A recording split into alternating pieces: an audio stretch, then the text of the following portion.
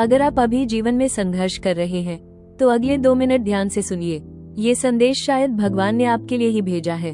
श्रीमद् भगवद गीता से प्रेरित एक सुंदर संदेश।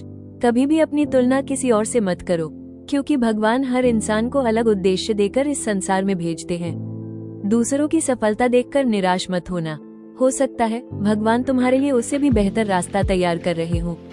याद रखो, पेड़ भी एक दिन में विशाल नहीं बनता, वह वर्षों तक धूप, बारिश और तूफानों को सहता है। उसी तरह तुम्हारी कठिनाइयां भी तुम्हें तोड़ने नहीं, बल्कि पहले से अधिक मजबूत बनाने आई हैं। इसलिए धैर्य रखो, अच्छे कर्म करते रहो और अपने विश्वास को कभी मत छोड़ो, क्योंकि सही समय आने पर भगवान वो सब देते हैं जिसकी तुमने कभी कल्पना भी नहीं की होती। भगवद गीता हमें सिखाती है कि मनुष्य का अधिकार केवल कर्म करने पर है, फल पर नहीं।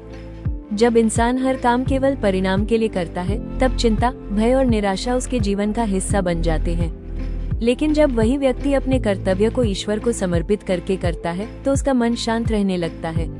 यही सच्चा कर्मयोग है। श्री कृष्ण ये भी सिखाते हैं कि क्रोध मनुष्य का सबसे बड़ा शत्रु है।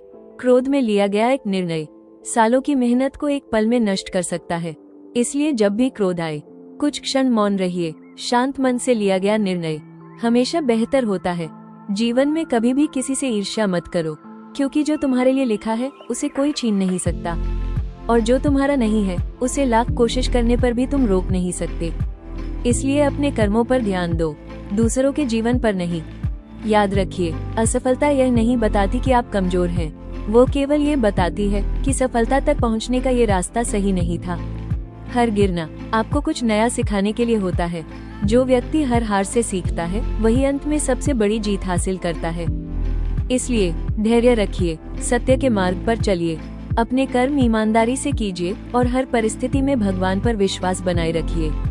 यही भगवद गीता का सार है और यही जीवन को सफल और शांत बनाने का मार्ग है। राधे राधे।